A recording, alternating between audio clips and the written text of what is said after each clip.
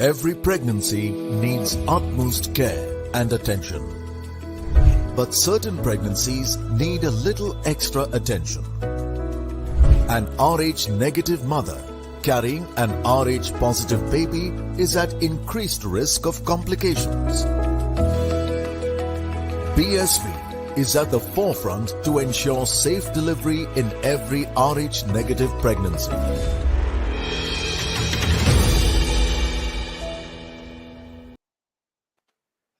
Hello and welcome to the post show of the all-important South Africa versus England game. This is very important for England, but they've again crumbled. It's South Africa who win the game by 3 wickets. I'm joined by Dane van Niekerk and Julia Price. The first thing first up to you, Dane. 2017 semi-finals. You lost against this very team. There is a photo that does the rounds with you sitting it down and Shopsol consoling you. Is this a redemption? Because this also means that England will now have to rely on the other results if they want to make the semi-finals. Dane van Niekerk, first thoughts on this particular game? Yeah, look, absolute scenes. Again, I think I aged another 20 years. Yeah, I'm actually sweating at the moment. Yeah, definitely kept us all in the game. But what a contest again.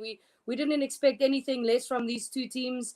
It was such a roller coaster. First it's South Africa, England, South Africa, England. So yeah, obviously a historic win first of all, and congratulations to the whole of South African team and management. I think that's it's what a time for them, and we've spoken about South Africa being one of the favorites, and they certainly, even though they're pulling things through, they're winning games and they're finding ways to win.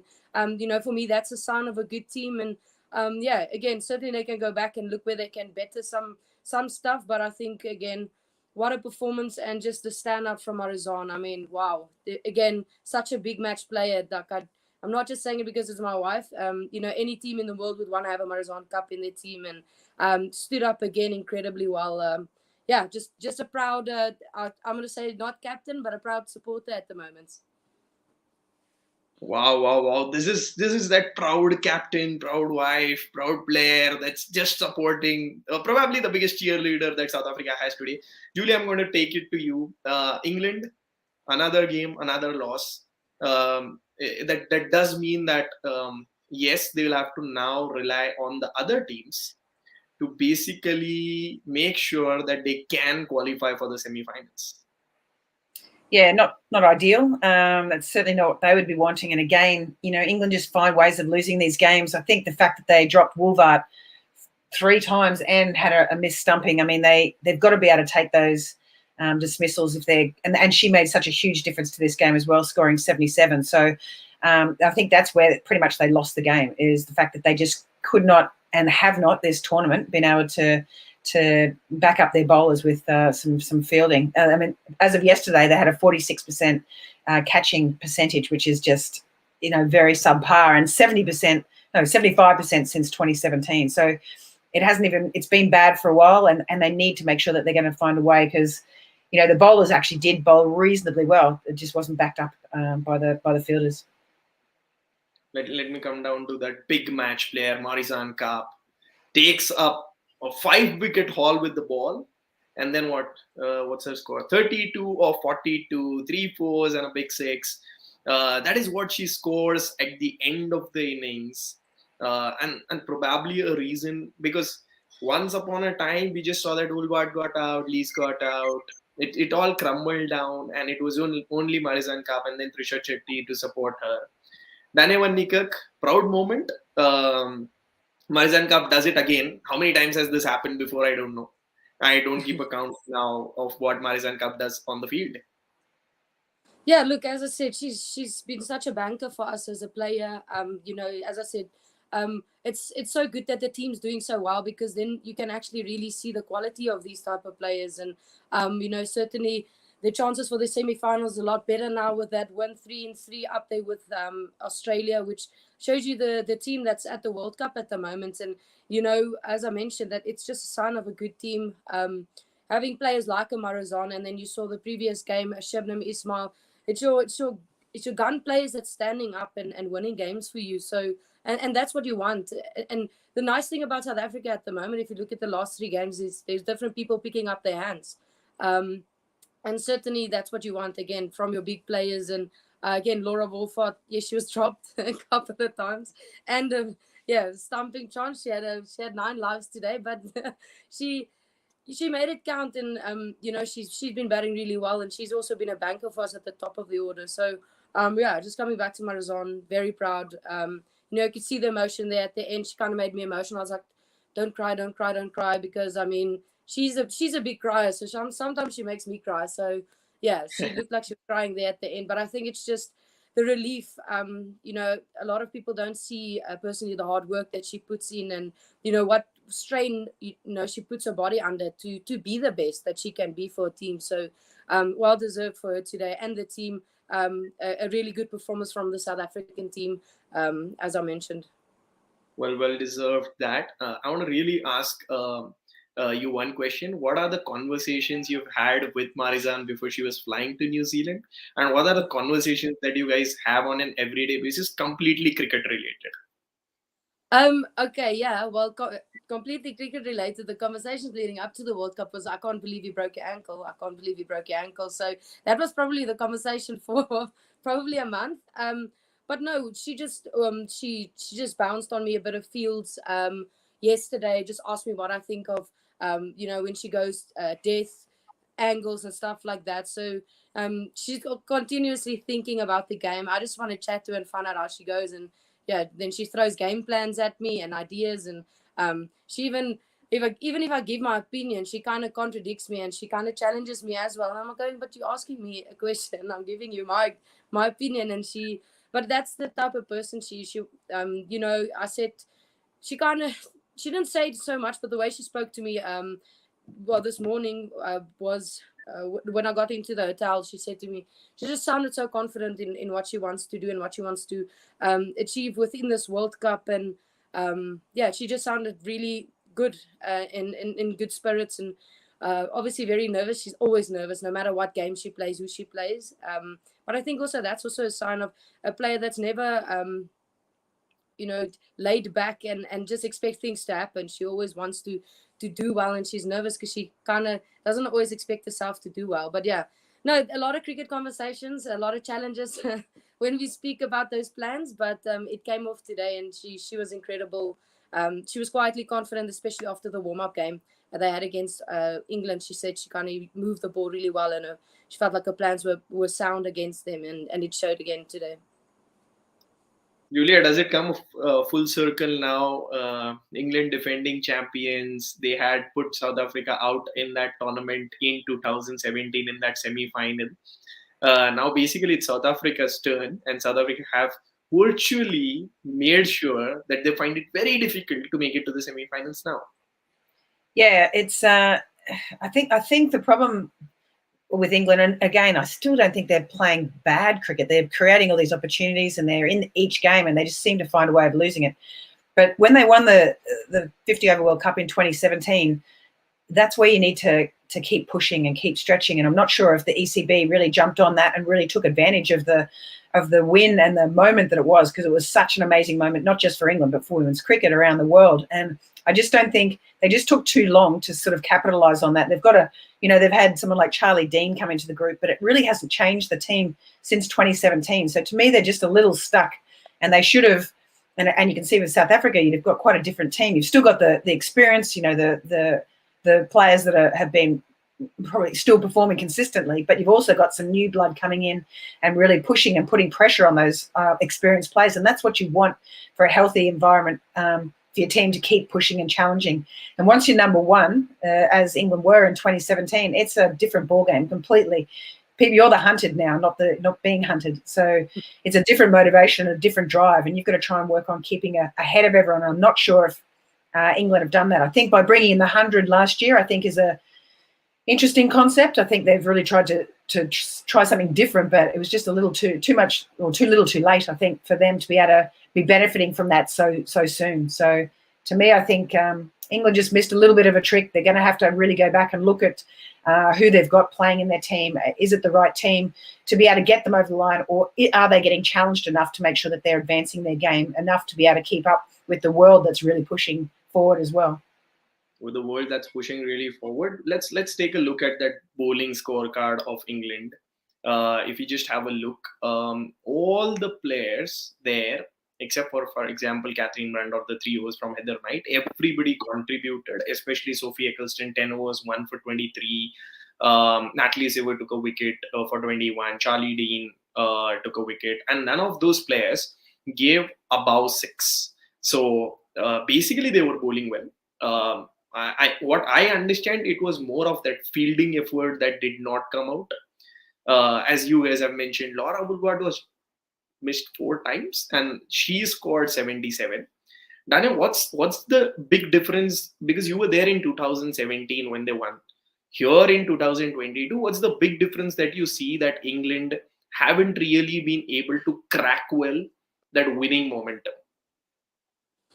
Yeah, it's hard to put your finger on it. It's hard to actually pinpoint what's going wrong. You can maybe say maybe the batting is letting them down a little bit, not giving them, what they. I think okay, yeah. Actually, now I gave myself the idea. They batted really well. When they played us in the group stages in England, yes, it was the backyard and all those things, but they scored 300. They were such a formidable batting lineup, and yes, the semi-final. It came down to the wire, but they had Sarah Taylor there that scored for them, consistently. And I think when I looked at all those, there was a stat on Twitter where they showed the most century partnerships for England. And I think out of the 8 that they showed, Sarah Taylor was part of 7 of them. So it's a banker, and it's a player that they could bank on to obviously bat around, and she did really well. And I think that's maybe what they lack at this World Cup, is just having that player to bat around and really push higher scores, because it's just almost like the wickets are falling continuously. Unlucky a couple of dismissals, really. I mean, I love Nat, I always say the weird stuff always happens to her. That was the weirdest dismissal I've seen in a very, very long time. So, stuff like that happens. And when things aren't going great, unfortunately, stuff like that happens. And when things are going good, like for South Africa, the luck kind of falls your way, unfortunately. The luck kind of falls your way. You have to be brave for the luck to fall your way. England certainly not brave. They've, as Ranewan Nikok says, they're missing Sarah Taylor somewhere. But they've got 4 years. Sarah retired in 2018. They've got 4 years to build this team. They've given consistent chances to Amy Jones. She did well today, but certainly not the player that they would have been expecting her to be at this particular level when a World Cup is going on. Let's take a look at that batting scorecard. Not a great performance from Lizelle Lee. Laura Woolward again puts up 77. Of course, she lost 4 times. Tasman Bridge 23 of 46, I think. So that's where South Africa will want to see the next particular match. Sunil plays her 36. But that important Marizanne Kapp comes up and plays that 32, and Trisha Chetty tries and finishes up of that particular innings of 13. I think so. It was more of an all-round batting performance from South Africa that they did. But let's talk about Laura Woolward. The Rock, she is at the top of the order. I know she's been she was dropped multiple times during the game, but that does not change. A final scorecard is a final scorecard. She scored 77. You gave her the chances, but she grabs those and she scores those 77 important runs. Julia, how important this 77 was in the overall scheme of things? You mentioned in the mid-show that Woolward has to be the one and the team has to revolve around them. They did certainly that, and they won it. Yeah, I thought she did a great job, despite giving quite a few chances. But again, that's where it comes back to England they actually bowled really well. They created those chances, and she was just lucky enough. And exactly, you're so spot on there, Dane. It's unbelievable when things are going bad for you. They just keep going bad for you. Just keep finding a way to lose these games. And I just think that I mean, she batted well. She's a fantastic player, and we knew that she had to be the person to stay out there. And you can see that it really worked with her and Tans and Brits sort of worked really nicely together. And then obviously when Sune Luce came out as well, when she sort of was that pivotal person that they could keep sort of batting around. My only criticism, and I think you probably all know where I'm going to go with this, but I would have loved to have seen Chloe Tryon in this situation come in before Mignon du Preez. I just think that she would have actually, with the way that she bats, would have taken a lot of pressure off Woolvart. And I think that Laura Woolvart sort of felt like she had to keep pushing when she got out and sort of, got out to that catch at mid-wicket from the short ball. I just don't think she would have maybe played that shot. I feel like she had to keep pushing. To me, she could have gone on and got 100. They could have been in a much sort of calmer situation if she had Chloe Tryon at the other end, just to up that run rate a little bit to take the pressure off her, and then let Mignon come in and just knock around the ones, which is her normal game. So I just think that's the only thing that I would change, is just a little bit of the pressure off Laura Woolvart. When she's in that situation, she's hitting them nicely. Let her continue on and get a ton and make that maybe only 5 down instead, and maybe with 4 overs to spare as well. Maybe over 4 overs to spare. Julia wants, and she's been advocating this, that Chloe Tryon should be put at a bit above the order so that she's able to smack a few more, and basically more viewers are able to tune into that particular match, because whenever Chloe hits, people definitely there is a huge spike in viewership. That is what we can definitely say. But only in this situation, though. I'm not saying she should always be up there. I like Mignon du Preez in there. I think she's good at number 5. But I think the situation that they were in, they're getting close enough to be able to be near the score, just to get a little closer, a little faster. I think that would have been the way to go. So basically, when your run rate is 6 and you need a few more runs, it's better to put Chloe in so that your run rate gets dropped, so that the others can then basically take it up. So let's also take the pressure off Woolvart. You want her to stay out there and continue how she's going. You want that established batter to stay out there the whole time and see the game off. Right, the anchor's role, Woolvart does it pretty well, and she's been doing that. Let's hope they get a bit more support from that middle order. It comes out even stronger when they face India, when they face Australia, especially, because that's what Taneman Nika could want to see. Let's see that particular middle order. Let's analyze them. We saw Tasmin Brits, again a bit of a slow start. Suneli's kind of slow start, but she had a strike rate of at 70 when she closed it out. Mignon du Preez certainly not in the best of forms. Marizanne Kapp again doing it for them. Dane, are you happy with this particular middle order, or you still go on with that consistency of pushing Suneli's at number 3? Pushing everyone a bit up and getting in Malaba, say, for the next game?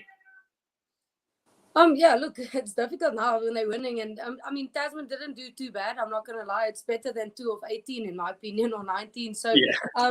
I think, they complemented each other better today. I don't know if it's just a lack of playing together. I don't know.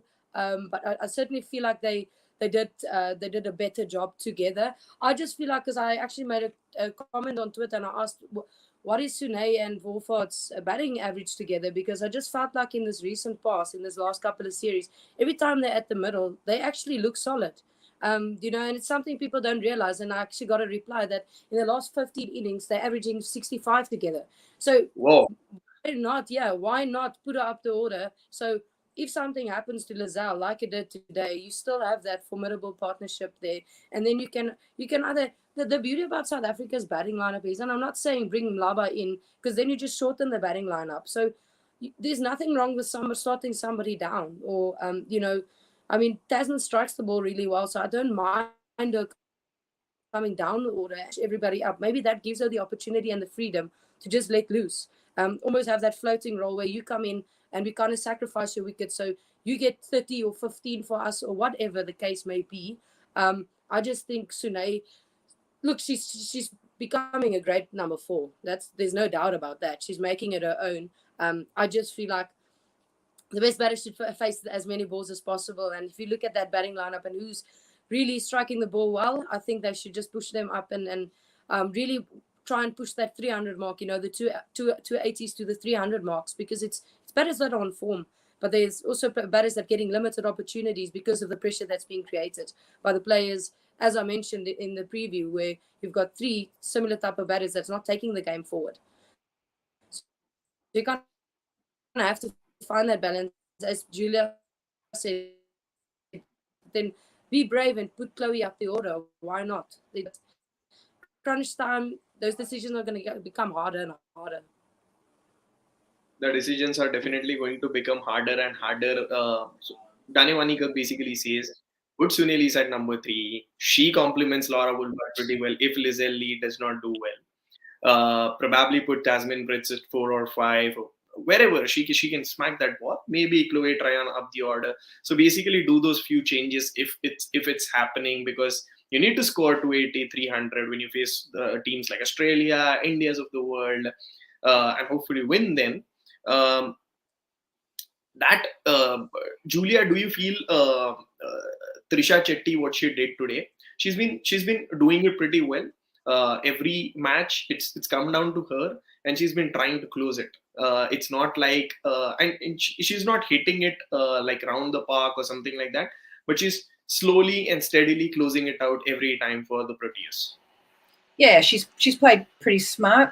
You know, she has been under pressure a lot, and she's also been around a long time as well. So, you know, it's good that she takes on that responsibility, and she's looked pretty solid out there as well, pretty quick between the wickets, and yeah, just seems to be getting the job done. So it's nice when you've got someone in that sort of bottom order, and obviously having Ishmael come in as well as the left-hander really helped out, I think, with the left-right combination towards the end there. But I think, you know, they've got quite a extended batting order, and I think you're probably right with whether you want to experiment with Brits coming out and bringing in another spinner. I think that may be the way to go, because you've got some decent batters there, but it just means that everyone's going to have to step up and really make sure that they're contributing, and today was a really good example of that.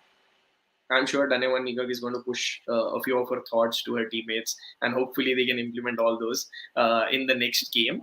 Dane, for you, Marizanne was awarded the player of the match. This is what she says: "We miss her a lot." That's you. So much harder without her. This is probably for her. So she dedicates the player of the match to you. That's what Kapp did at the at the award ceremony. Let's come down to England. They've lost 3 games. Even Bangladesh is above them in that points table. Julia, what do you feel now England needs to do? Heather Knight mentioned at the post-match conference that yes, everyone is sad. It's and something which you mentioned, that it was not that we did not put an effort. All went to close games, but we lost. Everyone is sad. Yes, the morale is down. But of course, we need to now come back and try and win. And of course, wait for the other results so as to see if we can make it to the semi-finals. What do you feel Lisa Keightley and Heather Knight need to do in that particular dressing room? Because England haven't played really bad. It's just missed chances. Yeah, well, I'd probably firstly take them all out for dinner and just have a good night out and just have a bit of a relax. And then secondly, I'd probably then take them to do a very intensive fielding session.